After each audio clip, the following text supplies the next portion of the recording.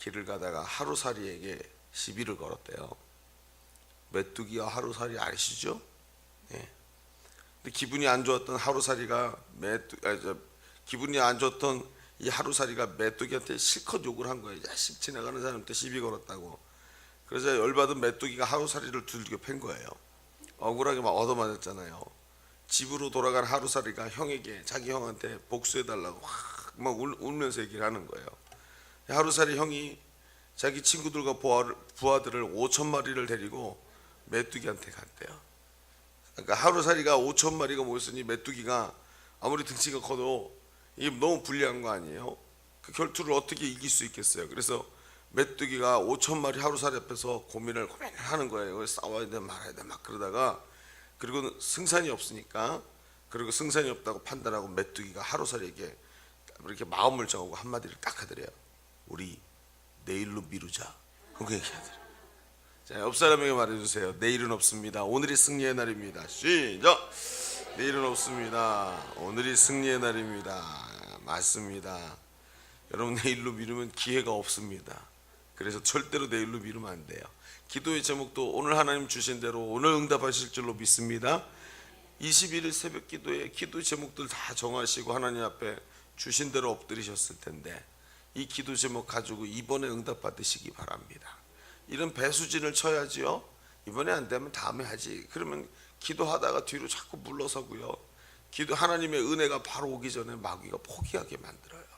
그러지 않고 하나님 앞에서 끝내 이번을 승리의 날로 삼으시기를 주님의 이름으로 축원합니다.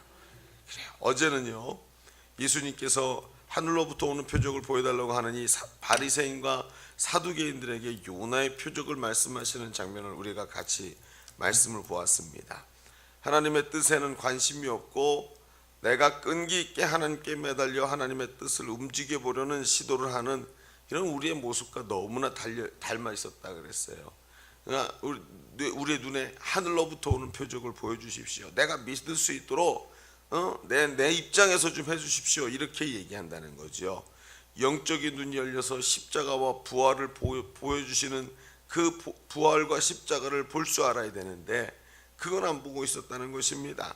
하나님의 뜻이 보이는 경건의 모습이 회복되고 복음이 회복될 때 진정한 영성의 회복이라고 말씀을 드렸습니다. 여러분, 그런 역사들이 주의 이름으로 일어나시기를 축원합니다. 오늘 여전히 이 말씀을 가지고 또 말씀을 나눌 텐데, 건강한 영성의 회복, 이번 주간의 주제입니다. 건강한 영성의 회복이 일어나야 새롭게 되는 역사가 일어나는 것이죠. 영혼이 잘된 같이 범사가 잘 되는 것입니다. 영성이 회복이 되고 하나님과 열려야 할 줄로 믿습니다. 오늘은 그래서 사명을 새롭게 하라 하는 주제의 말씀을 같이 조금 나눠보려고 합니다. 오늘 우리가 본 본문은 어제 본 마태복음 16장에 같은 16장에 있는 본문이지요. 예수님께서 가이사랴 빌립보 지방으로 가셔서 제자들에게 질문을 하십니다. 사람들이 나를 누구라 하느냐 하고 물으시는 거죠. 오늘 말씀의 13절이 그 부분입니다. 여러분, 말씀 어딘지 다 펴셨나요? 네, 그래요. 마태복음 16장 21절입니다. 그 앞에 21절 앞쪽으로 이제 얘기를 하는 겁니다. 13절이죠. 그래서 나를 누구라 하느냐 하고 물으셨어요. 이 질문이 굉장히 중요합니다. 왜요? 정체성에 대한 질문이기 때문에 그래요. 예수님과 제자들이 지금 어떤 관계성 속에 있는지, 제자들은 예수님과 내가 어떤 관계성 속에 있는지 점검하려고 예수님이 이 질문을 하시는 겁니다. 예수님은 생각나는 대로, 제자들은 예수님께 생각나는 대로 들은 대로 이야기합니다. 더러는 엘리야요, 더러는 세례 요한이라고 얘기합니다. 이렇게 얘기하죠. 세례 요한이 헤롯에게 죽었는데 죽은 세례 요한이 살아났다는 얘기 아니에요. 왜요? 예수님이 그만큼 능력 있게 사람들에게 이제 어필되었다는 것입니다. 그런데 여기서 예수님이 이 얘기를 듣더니 진짜 하고 싶은 얘기를 하시는 거예요. 뭐라고 얘기하시죠? 15절에 나옵니다. 뭐라고요? 그렇죠. 너희는 나를 누구라 하느냐? 자, 이 질문이 제자들에게는 쉽지 않은 질문입니다. 당시 메시아 대망 사상이 유대인들 사이에 있었지요. 그런데 예수님이 나타나셨고 그분이 대단하셨어요. 그런데 세례 요한이 예수님에게 이렇게 얘기하지요. 오시리가 당신이십니까? 아니면 다른 일을 기다려야 합니까? 왜 세례 요한이 이렇게 말했을까요? 메시아 대망사상이 있고 예수님이 나타나셨지만 세례 요한이 헷갈렸다는 거예요. 예수님이 바로 그분이라고 말하기가 어려웠을 것입니다. 왜요? 하나님의 아들이신데, 하나님이 보내신 자인데 신적 존재가 되고 거룩해야 되는데 이분이 그런 모습을 잘 보여주시질 않는 거예요. 먹기를 탐한다고 소문이 났고요. 사람들이 예수님의 제자들이 율법을 범한다고 소문이 났단 말이에요. 안 좋은 소문들이요. 그러니 여기서 제자들은 세상의 평가는 잘 알고 있지만 자신이 예수님을 어떻게 생각하고 있는지 정확하게 말하기가 어려운 거예요. 내가 예일교회 다니고 있지만 예일교회 마음에 안 들어, 이런 생각으로 있는 사람일 수도 있다는 거예요. 내가 예수님을 따라다니고 있는 제자이지만 예수님이 내 생각하고는 좀 달라, 이런 생각이 있었다는 것이죠. 그러니 한번 생각해 보세요. 이런 모습으로 어찌 깊이 있는 이런 훈련과 영성이 생기겠습니까? 뿌리도 못 내린 나무에서 어떻게 열매가 나오겠느냐 말이에요. 여러분 다시 한번요. 뿌리도 못 내린 나무에서 어찌 열매가 나옵니까? 그렇죠, 여러분. 오늘 예수님의 질문의 의도를 잘 생각해 보면 금방 답이 나옵니다. 자, 이 문제가 우리에게 중요한 것을 말해줍니다. 이런 관계, 정확하게 규정되지 않은 불분명한 관계가 얼마나 영성에 해악을 끼치는지 우리는 알고 있습니다.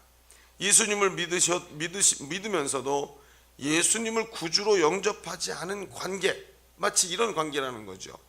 그분께 모든 것을 맡기면서도 그분을 나의 왕으로 인정하지 않고 있는 관계. 여러분 생각해 보세요. 나의 모든 걸 맡겨드립니다 하고 얘기를 해요. 그런데 그분이 나의 왕이 아니에요. 그러니까 쉬운 건 맡겨드리는데 어려운 건 못 맡겨드리는 거예요. 여러분 편안한 건 맡겨드리고 주님의 뜻대로 하옵소서 하고 얘기하는데 제일 아킬레스건인 문제는 주님께 맡겨드리지 못하는 거예요. 여러분 이게 뭐지요? 관계가 불분명해요. 여러분 우리가 오늘 잘 생각해 봐야 합니다. 하나님이 본토 친척아비의 집을 떠나라 그래서 떠나서 갔어요. 그런데 하나님과 관계가 불분명하니까 그 마물의 상수리 나무 아래서 어떤 어려움이 와도 그 자리를 지키는 것까지는 못하는 거예요. 여러분 아브라함을 보시면 이런 모습이 너무나 명확해집니다. 그가 평생을 하나님과 동행하면서 하나님이 말씀하신 바를 이루시는 분이라는 것을 깨닫게 될 때 그제서야 어떤 일이 일어나요? 너 네 아들 이삭을 내게로 번제로 바쳐라 하고 말씀하실 때 아브라함이 두말하지 않고 아들을 데리고 출발합니다. 거기까지 가는데 평생이 걸리는 거예요. 관계 말이죠. 명확한 관계요. 여러분 오늘도 우리가 가장 사탄이 잘 이용하는 게 무엇인지 알아야 합니다. 명확하지 않은 관계라는 거예요. 명확하지 않은 영성이 불분명하고 하나님과 관계가 영성이 불분명하게 이렇게 딱 붙어 있지 않고 뚝 떠 있는 이런 간격이 벌어져 있는 관계 속에 마귀가 틈타고 들어와서 이 관계를 차고 들어온다는 거예요. 그래서 여러분 잘 들으셔야 됩니다. 여러분 회복에 있어서 첫 번째는 보라 새 것이 되었도다 할 때 첫 번째 새롭게 돼야 되는 건 영성이라는 거예요. 그래서 여러분 그런데 여기서 기가 막힌 일이 벌어지죠. 베드로가 뭐라 그래요? 베드로가 분명한 고백을 합니다. 오늘 우리가 읽은 말씀의 16절에 보니까 이렇게 얘기합니다. 앞절에요. 시몬 베드로가 대답하여 이르시되 뭐라고요? 그는 주는 그리스도시요 살아계신 하나님의 아들이십니다 하고 고백을 해요. 그런데 예수님이 이 고백에 막 흥분을 하시죠. 극칭찬을 하십니다. 왜요? 이제 답이 나오는 거예요. 아하 그랬구나.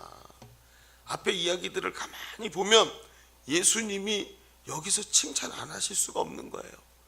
제자들에게 원하셨던 모습이 드디어 나타나기 시작하는 겁니다. 베드로는 예수님을 정확한 자기의 정체성을 예수님께로부터 발견합니다. 주는 그리스도이시고 나에게 하나님의 아들이십니다 하고 구원자로 하나님의 아들로 고백을 하는 거예요. 그래서 이 고백이 중요합니다. 예수님의 칭찬은 이러한 분명한 관계성을 깨닫게 하신 분이 하나님이시라고 말씀하고 계십니다.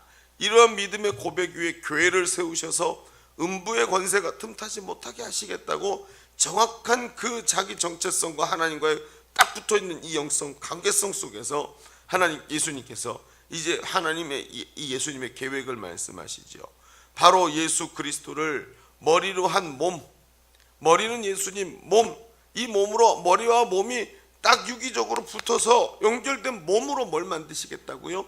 교회를 세우시겠다고요. 교회는요, 몸된 교회는요, 머리 대신 예수와 정확하게 관계성이 딱 붙어 있어야지 이게 떨어져 있으면 안 된다는 거예요. 그러니 베드로가 이 고백을 정확하게 딱 하니까 여기다가 예수님이 기뻐하셔서 이게 교회다. 이게 진짜 예수 믿는 사람들이다. 머리 대신 예수님의 뜻을 따라서 몸이 움직이는데 이 관계가 딱 붙어서 절대로 떨어지지 않고 그 머리가 원하는 바가 정확하게 몸으로 전달되는 것이 바로 교회다 하고 이야기하시는 거예요.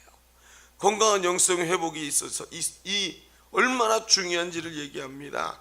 여러분, 건강한 영성이란 바로 이러한 관계를 기반으로 하는 바로 영성인 것이죠. 관계인 것이죠. 이도 저도 아닌 남들이 말하는 예수님 그거 붙잡고, 남들이 체험한 예수님 그거 붙잡고 신앙생활하는 자가 아니라 오늘도 나와 함께하고 계시는 예수 그리스도, 나의 구주 예수님, 나의 하나님, 나를 지금도 인도하셔서 나와 함께 하시는 주님과 중요한 관계성들이 열리시는 우리 귀한 성도들 되시기를 축원합니다. 그래야지 이게 정상이라는 거예요. 그런데 말이죠, 21절에 들어오면서 오늘 우리가 읽은 본문이 21절부터죠. 이 분위기가 대반전이 일어납니다. 아니, 저 앞에까지 얘기는 참 은혜스럽게 잘 왔어요. 그런데 21절 들어오면서 분위기가 획 뒤집어지지요. 성경이 이때부터, 언제부터요? 예수님과 정확한 관계가 떠오르는 그 순간부터 예수님이 십자가 죽음에 대해서 말씀하시기 시작합니다. 머리가 몸에 붙었으니 머리의 뜻이 몸에 전달되지요. 예수님이 십자가에 죽으시는 사건을 이제 말씀을 하기 시작합니다. 그런데 베드로가 예수님을 붙잡고 항변을 하지요. 예수님, 그리 마옵소서. 여러분, 왜 이렇게 얘기할까요? 이런 암담한 일이 절대 주님께 일어나지 않게 하겠습니다 하고 앞에서 예수님을 딱 붙잡고 이 항변을 합니다. 여러분, 이 예수님의 십자가에 죽으시겠다는 사건에 항변하는 거 어찌 보면 당연한 거죠. 예수님, 그거 말도 안 됩니다. 어찌 예수님이 그렇게 죽으시겠습니까? 우리가 여기 있는데 우리가 막아드리겠습니다. 우리가 생명을 바치고 예수님과 함께 가겠습니다. 여러분, 예수님이 이 얘기를 듣고 뭐라 그러세요? 베드로를 호되게 야단치셔요. 여러분, 이게 굉장히 중요한 부분입니다. 예수님은 베드로가 하나님의 일을 생각하지 아니하고 도리어 사람의 일을 생각하고 있다고 꾸지람을 하십니다. 심지어 사탄이라고 말씀하십니다. 왜요? 마귀는 베드로를 사용해서 예수님이 사명을 잃게 하려고 도전했던 것입니다. 예수님이 사명을 잃게 하고 예수님을 넘어뜨리려고 마귀를 베드로를 도구로 사용했던 것이죠. 여러분, 바로 앞에서 칭찬을 들었던 베드로를 통해서 바로 그 칭찬하신 예수님을 넘어뜨리려고 했다는 것입니다. 여러분, 예수님은 여기서 굉장히 중요한 얘기를 하십니다. 우리 24절을 볼까요? 24절을 보십시오. 같이 한번 읽어보겠습니다. 시작. 이에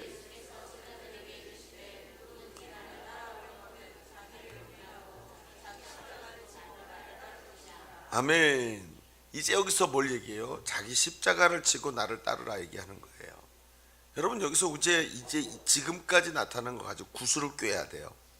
구슬이 선말이라도 꿰지 않으면 안 되는 것처럼 이제 구슬을 꿰보죠. 여러분, 예수님과 베드로는 그 고백으로 관계가 정립되고 정체성이 분명히 세워졌어요. 그러나 그것은 너무나도 연약하고 불분명한 겁니다.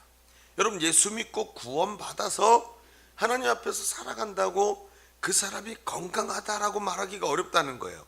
그러면 무슨 얘기입니까? 예수 믿고 구원받았어요. 예수님은 나의 구세주이십니다. 그런데 머리에 붙어있는 몸이 되었어요. 그런데 머리가 생각하는 바를 몸이 못 따라가는 거예요.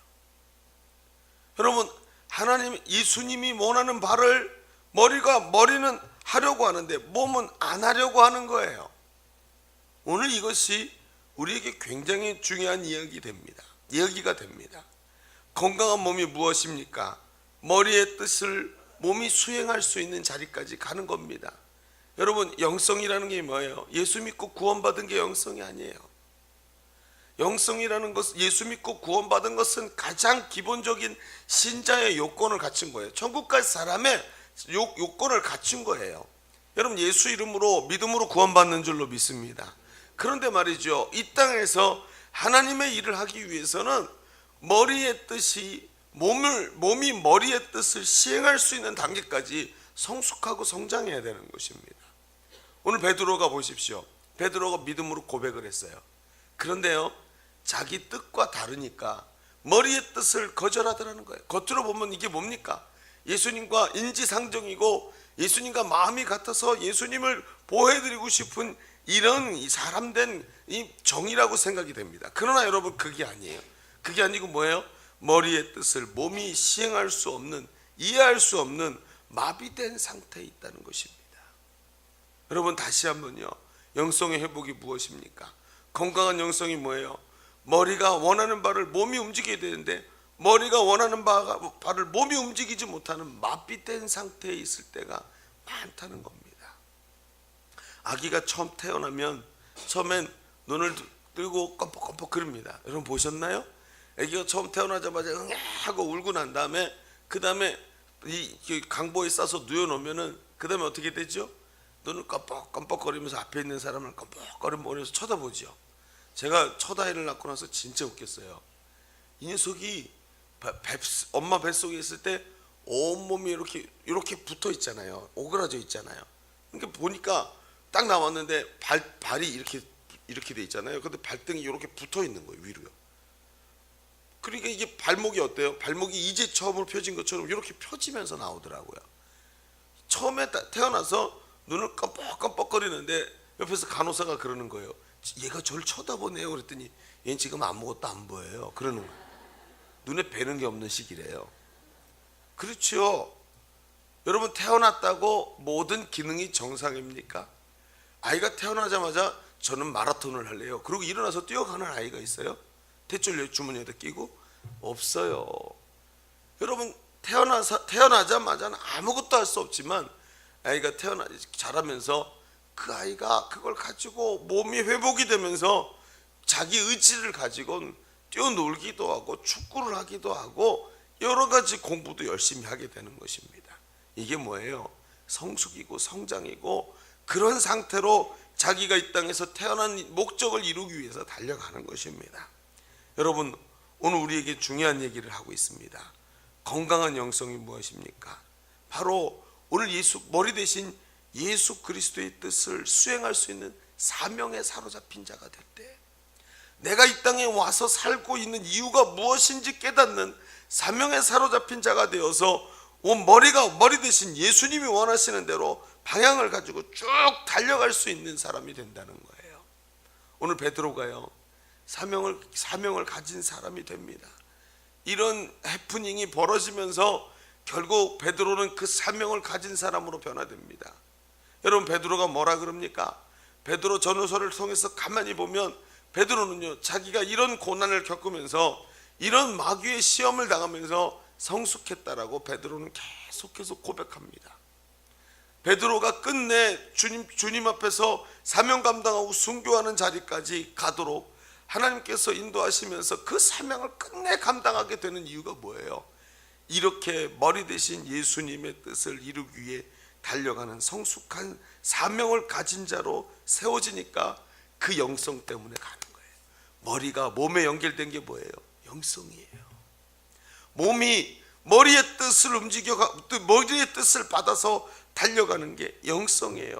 여러분, 예수님의 십자가, 즉 예수님이 매신 십자가, 지신 십자가처럼 나도 사명을 짓지 않으면 예수님과 방향이 달라진다고 주님이 말씀하십니다. 그래서 주님이 너도 십자가를 지지 아니하면 나를 따라올 수 없다고 주님이 말씀하고 계시는 것입니다.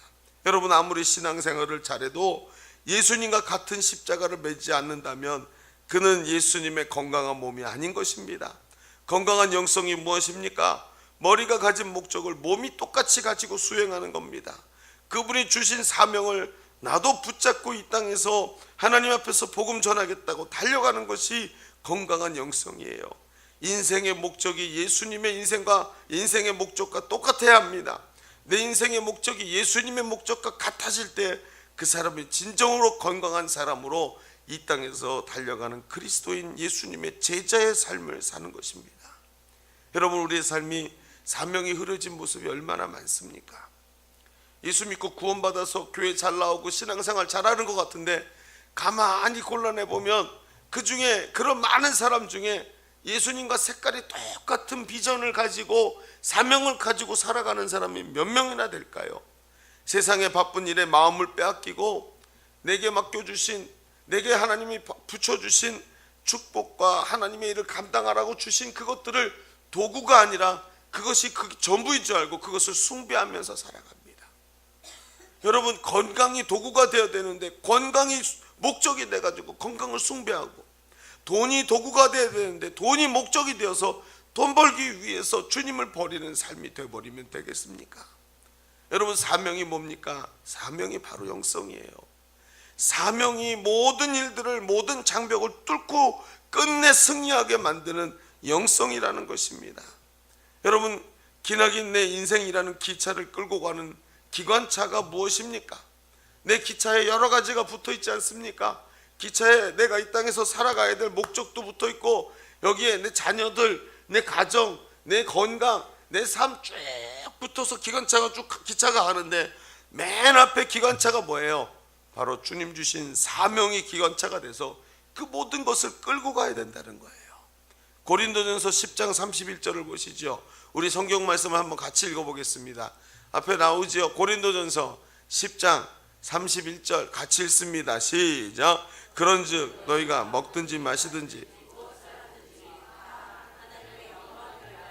아멘. 마태복음 6장 33절 시작. 그런즉 너희는 구하라. 그리하면 이 모든 것을 너희에게 더하시리라.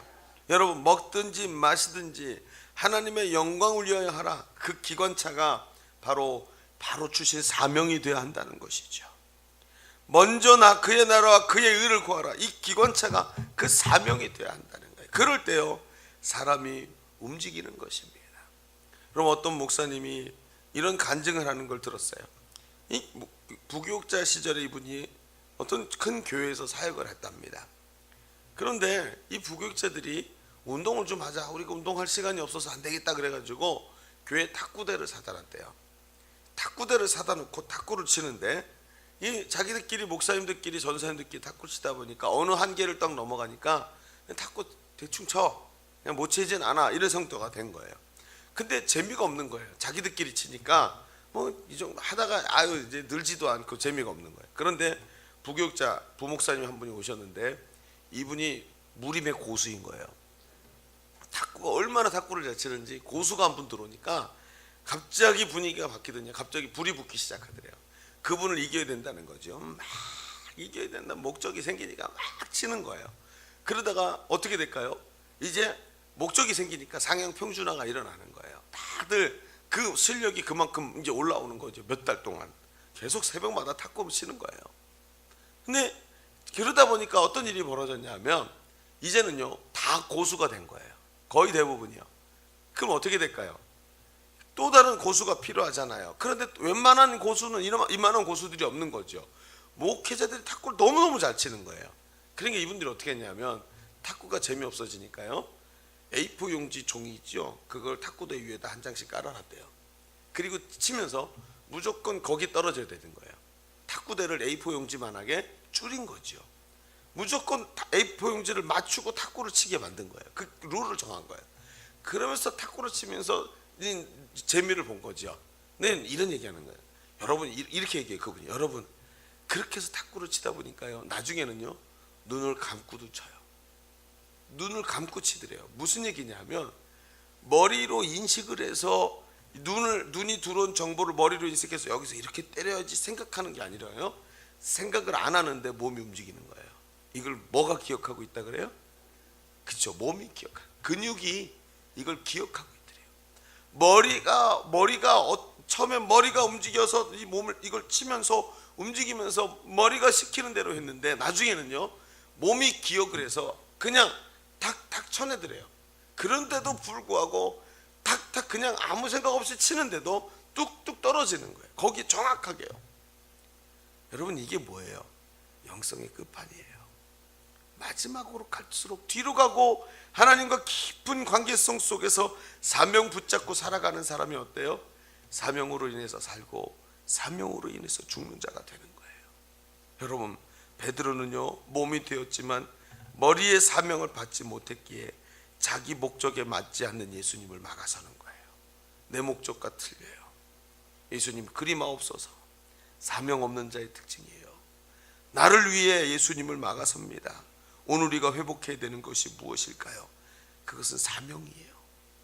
사명이 있기 때문에 내 머리 대신 예수 그리스도의 뜻을 온 몸이 쫙 받아들여서, 그리고는 마치 다 그렇게 정확하게 탁구를 쳐내듯이 끊임없이 하나님 앞에서 달려갈 때 그 사람이 건강한 사람 아닙니까? 모든 운동의 고수가 어때요? 바로 이 모습까지 가는 겁니다. 여러분, 모든 여러분 믿음 영성이 대단하고 하나님 앞에서 믿음으로 서는 사람들의 특징이 뭐예요? 바로 여기까지 사명의 자리로 가는 것입니다. 여러분, 건강한 영성 회복에 있어서 명확한 사명이 너무나 중요합니다. 사명이 분명해야 멈추지 않고 끝내 고난을 뚫고 목적지까지 달려갈 수 있는 것입니다. 여러분, 오늘 이렇게 기도하십시오. 하나님, 예수 믿고 시계추처럼 교회 왔다 갔다 하는 거 이제 끝내게 해주십시오. 사명 때문에 살게 해주십시오.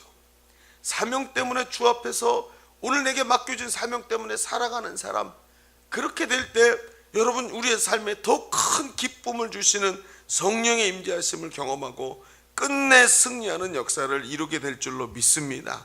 오늘 여러분, 주님과 같은 곳을 바라보십시다.